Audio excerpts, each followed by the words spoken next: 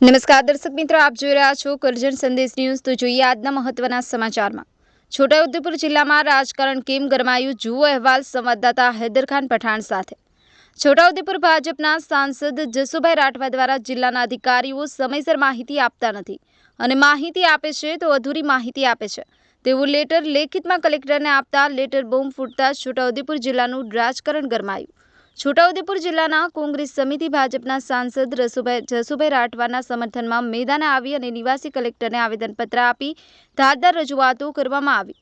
છોટાઉદેપુર લોકસભા સાંસદ વિસ્તારના અને લોકોના પ્રશ્નોની જિલ્લા સંકલન મીટિંગ કે અન્ય જગ્યાએ યોગ્ય રજૂઆત કરી શકતા નથી। ગુજરાતની ભાજપા સરકારમાં સત્તા પક્ષના સાંસદનું પણ કંઈ ઉપજતું નથી।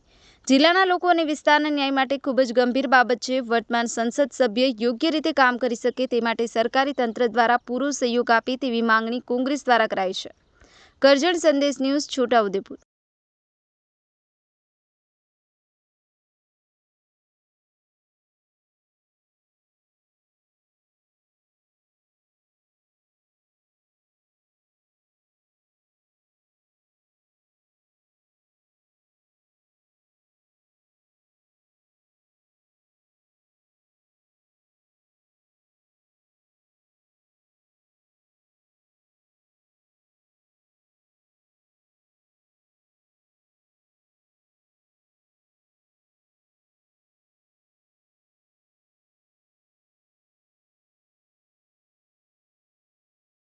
આજે તમે આવેદનપત્ર આપ્યું છે, શું મુદ્દા છે?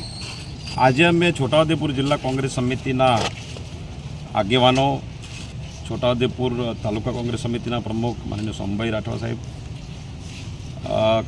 પાવીજતપુર તાલુકાના પ્રમુખ કાજરભાઈ, શહેરના પ્રમુખ સલમાનભાઈ અને બીજા બધા આગેવાનો ભેગા થઈને ગઈકાલે અહીંના માનનીય સાંસદ શ્રી જસુભાઈએ જે ફરિયાદ કરી છે કે એમની રજૂઆત એના અધિકારીઓ સાંભળતા નથી, એ કોઈ જવાબ માંગે તો એમને આપવામાં નથી આવતો અથવા મોડો આપવામાં આવે છે અથવા અધૂરો આપવામાં આવે છે, જેના કારણે જિલ્લાના લોકસભા વિસ્તારના લોકોના પ્રશ્નો જે છે એની રજૂઆત કરી શકતા નથી, નિરાકરણ લાવી શકતા નથી। અમને થયું કે આ જે પ્રશ્ન છે એ કોઈ વ્યક્તિનો નથી। જસુભાઈ ભલે ભાજપ પાર્ટીના હોય પણ આ લોકસભા વિસ્તારના સાંસદ છે અને સાંસદનું જો અધિકારીઓ સાંભળતા ના હોય, એમને જવાબ ના આપતા હોય તો ધારાસભ્યનું શું હાલત હશે એ સમજી શકાય છે। ધારાસભ્યને તો કોઈ પૂછતા જ નહીં હોય અને ધારાસભ્યોનું સાંસદો ના સાંભળે, તાલુકા જિલ્લાના પ્રમુખો, બીજા હોદ્દેદારો જે છે એમનું આ સરકારી તંત્ર સાંભળતું નથી, એ પ્રકારની સ્થિતિ છે।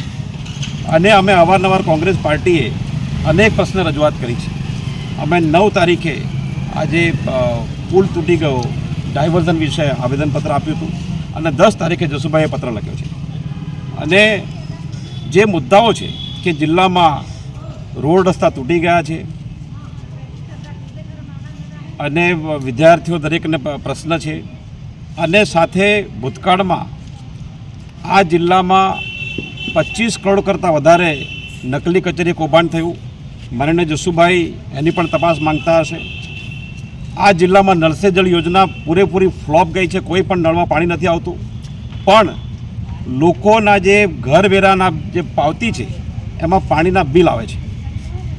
તે ઉપરાંત આ જિલ્લામાં બીજા અનેક કૌભાંડો તો ખરા જ, પણ અલગ અલગ વિસ્તારોમાં, અંતરાળ ગામોમાં બસની સુવિધા નથી। જે બસ જાય છે એકાદ તો ત્યાં ઓવરલોડેડ, જો બસમાં 50-60 લોકો ભરી શકાતા હોય તો 125 કરતાં વધારે લોકોને ભરે છે। શાળાઓના મકાનોની હાલત ખરાબ છે, શિક્ષકો નથી।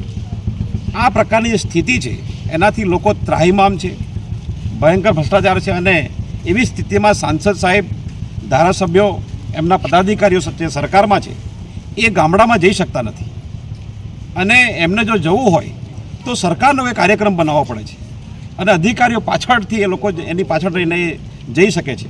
આ પ્રકારની સ્થિતિ ખૂબ જ ખરાબ કહેવાય। અમને લાગે છે કે ભાજપમાં સંગઠન અને પદાધિકારીઓ વચ્ચે કોઈ પ્રોબ્લેમ હશે, મનમેળ નહીં હોય। ભૂતકાળમાં એમના ઝઘડાઓ થયા છે, એવું બહાર આવ્યું છે અને એમને એમનું સંગઠન સહકાર નહીં કરતું હોય એ બરાબર નથી। જે કામ ભાજપના સંગઠને કરવું જોઈએ તે કામ અમે કરી રહ્યા છીએ, એટલા માટે કે સાંસદ ધારાસભ્યો અને અધિકારીઓ સાંભળવા જોઈએ, જેથી લોકોને ન્યાય મળે. તો આ અમે કરી રહ્યા છીએ અને આવતા દિવસોમાં જસુભાઈ માનનીય સાંસદ શ્રી ધારાસભ્યો એમને જો હજી પણ કોઈ નહીં સાંભળે તો અમે એમને પૂરો સહકાર આપવા માંગીએ છીએ. જો એ લોકો આ તંત્ર સામે, સરકાર સામે આંદોલન પણ કરશે તો અમે એમની પાછળ ઊભા રહેવા માટે પણ કોંગ્રેસ પાર્ટીના એક કાર્યકર્તા તૈયાર છે. એ અમે આવેદનપત્ર આજે આપ્યું છે અને અમને આશા છે કે અમારા આવેદનપત્રથી ભાજપના અહીંના જે સાંસદ છે જસુભાઈ એમનું અધિકારીઓ સાંભળશે, અહીંના 3 ધારાસભ્યો છે એમનું અધિકારીઓ સાંભળશે અને બીજાનું સાંભળશે અને લોકોનું કામ થશે એવી અમને આશા છે. અને આશા રાખી આપણા માધ્યમથી આ વાત સરકારી તંત્રને પણ પહોંચશે.